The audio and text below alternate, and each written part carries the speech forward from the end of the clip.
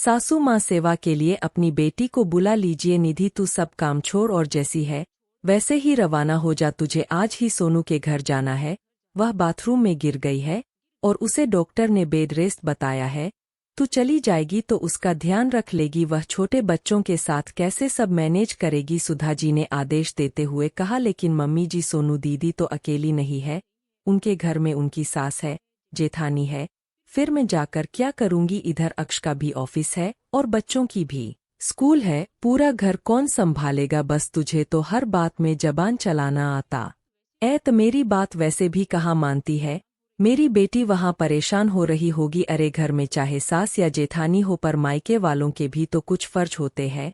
तू जाएगी थोड़ा काम करवा कर आ जाएगी तो अच्छा रहेगा, हमारी नाक ऊंची हो जाएगी। फिर मैं यही तो कह रही हूँ कि तू सुबह जाना और शाम तक आ जाना, वहाँ रोज थोड़ा बहुत उसके हिस्से का काम कर आना। अब तू वहाँ एक ही शहर में रहती है तो जाकर आ जाना, कुछ दिनों के बाद आ जाऊंगी। तुझे तो पता है मेरी सहेली के बेटे की शादी है, मैं ना जाऊंगी तो वह बुरा मान जाएगी। निधि के पास कोई विकल्प ही नहीं था, उसने अक्षय का टिफिन बनाया और बच्चों को स्कूल छोड़ा। घर जैसा था वैसे ही रहने दिया, ताला लगाकर स्कूटी से अपनी ननद के घर चली गई। घर भी 7 किलोमीटर दूर था। वहां जाते ही देखा कि सोनू दीदी बिस्तर पर लेटी हुई है, घर की मेड काम कर रही है।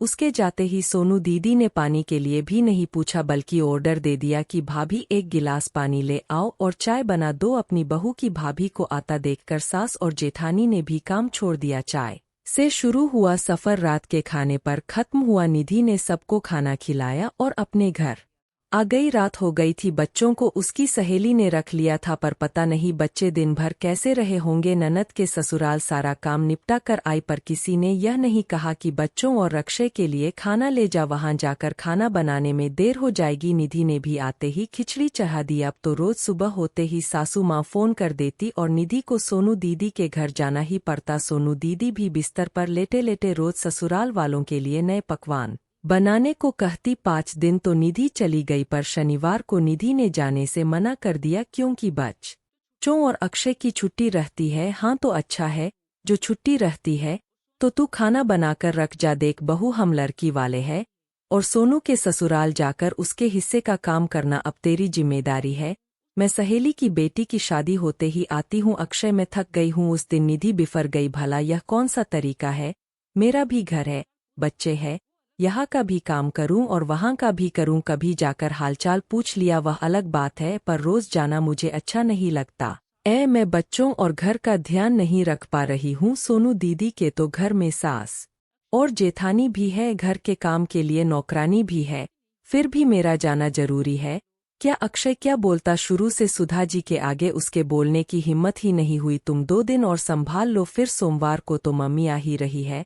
निधि चुप हो गई और मन मार के वह 2 दिन और चली गई। सोमवार को सुबह ही सुधा जी आ गई और सीधे अपनी बेटी के ससुराल चली गई। वहीं से 1 घंटे बाद फोन आ गया कि निधि बच्चों का कमरा थोड़ा मैनेज कर लेना, मैं सोनू को वहीं लेकर आ रही हूँ। यह सुनते ही निधि चौंक गई, आखिर वह सोनू दीदी को यहाँ क्यों ला रही है? उसके बच्चों की परीक्षाएं पास आ रही है।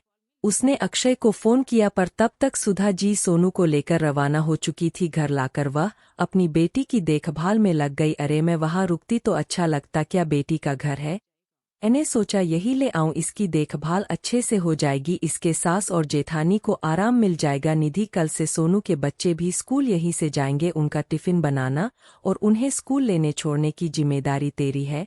सुधा जी ने बिना कुछ कहे फरमान सुना दिया। निधि समझ गई, मम्मी जी वहां रुकती तो काम करना पड़ता, इधर मैं मुफ्त की नौकरानी मिली हुई हूं ना, जो सब काम कर दूंगी। अब निधि पर दोहरी जिम्मेदारी आ गई थी, सबका खाना बनाती, बच्चों का टिफिन, दूध, नाश्ता, स्कूल लेने छोड़ने जाना और भी काफी काम रहते थे। सुधा जी और सोनू दिन भर बातें करती रहती थी और रोज खाने की नई फरमाइश करती थी, पर सुधा जी अपनी बेटी का बड़ा ख्याल रखती थी, उसको समय पर दवाई देना और चाय नाश्ता खाना खिलाने की जिम्मेदारी सुधा जी बखूबी संभालती थी। निधि थक कर चूर हो गई थी। उस पर रविवार को उसके सारे ससुराल वाले तबीयत पूछने आ जाते थे और खाना खाए बिना हिलते नहीं थे। किसी तरह से 1 महीना निकला और सोनू दीदी अपने घर चली गई और सुधा जी वापस गांव चली गई। कुछ महीनों बाद निधि का स्कूटी चलाते वक्त एक्सीडेंट हो गया, उसके पाँव में हो गया। डॉक्टर ने उसे रेस्ट बता दिया। अब निधि के सामने परेशानी आ गई कि वह क्या करें। बच्चों की भी जिम्मेदारी थी और घर की भी जिम्मेदारी। सुधा जी अक्षय से सारी खैर खबर ले लेती थी, पर कभी भी उसने निधि की तबीयत नहीं पूछी। जब अक्षय ने आने को कहा तो उन्होंने मना कर दिया। मैं इतने दिन अपना घर छोड़कर वहां नहीं रह सकती मम्मी, मैं सोच रहा हूं कुछ दिनों के लिए सोनू दीदी को बुला लूं, वह घर संभाल लेगी, निधि को आराम मिल जाएगा। अरे मेरी बेटी तेरी पत्नी की सेवा करने क्यों आएगी, उसके भी घर परिवार है। ऐसा कर तू दिन भर के लिए कोई काम वाली रख ले। मम्मी मेरी इतनी तनख्वाह नहीं है जो मैं दिन भर काम वाली रख सकूं। अक्षय ने कहा अच्छा तो तू बहू की माँ। अरे बहू की माँ कैसे आएगी, वह तो खुद बिस्तर पर ही रहती है। देख ले बेटा तुझे जैसा करना है, मैं तो नहीं आ सकती हूँ। गाँव में कथा चल रही है, मैं तो रोज सुनने जाती हूँ, धर्म का काम छोड़कर नहीं आ सकती हूँ। सुधा जी ने यह कहकर फोन रख दिया। अक्षय बड़ा हैरान था, उसे अपनी मम्मी और दीदी से ऐसी उम्मीद नहीं थी। जब निधि वहां जाकर सेवा कर सकती है तो मम्मी और दीदी यहाँ आकर कुछ दिनों के लिए क्यों नहीं रह सकती है। निधि ने कुछ नहीं कहा, उसने ऊपर के काम के लिए मैड रख ली और खाना वह और अक्षय मिलकर बना लेते थे। निधि सब्जी और फल साफ करके काट देती थी और रख से रोटी बना देती थी। बच्चों के लिए बस लगा ली थी, बच्चे खुद अपना काम कर लेते थे। 1.5 महीने बाद सब ठीक हो गया, निधि फिर से अपना काम करने लग गई थी। सुधा जी एक दिन मंदिर से लौट रही थी तो एक गाय ने उन्हें टक्कर मार दी, जिससे उनके हाथ में फ्रैक्चर हो गया और डॉक्टर ने उन्हें काम करने से मना कर दिया। सुधा जी ने निधि को फोन लगाया तो निधि ने फोन स्पीकर पर डाल दिया। बहू तू अपना सामान बांध ले और गाँव अब मुझे डॉक्टर ने 2 महीने का आराम बताया है।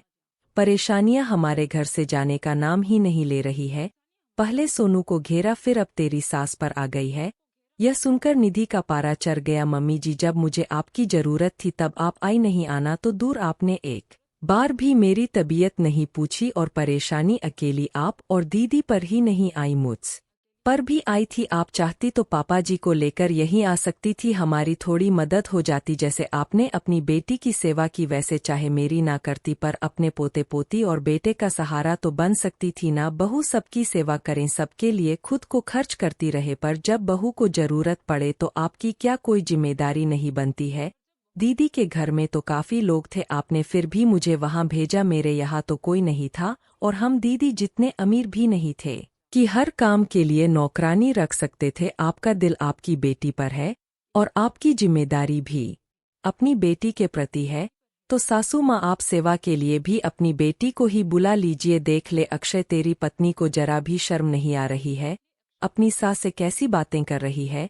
क्या बहू का फर्ज नहीं है वह अपनी सास की सेवा करे। मम्मी निधि कुछ गलत नहीं कह रही है, वह गाँव नहीं आएगी, मैं कल अकेला आ रहा हूँ, आप कहे तो सोनू दीदी को साथ ले आऊं, आप उन्हें फोन करके आने को कह दो। सुधा जी की बोलती बंद हो गई, वो कुछ कह नहीं पाई। दोस्तों अक्सर यही होता है, बहू से सब यही उम्मीद करते हैं कि वो कितनी भी परेशानियां झेले, पर वह अपनी सास और ननद और ससुराल में सबकी सेवा में बिना उफ के हाजिर रहे। पर जब बहू बीमार हो या किसी परेशानी में हो तो क्या सास की कोई जिम्मेदारी नहीं बनती है।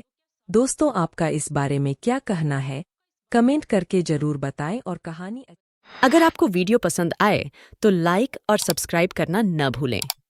धन्यवाद।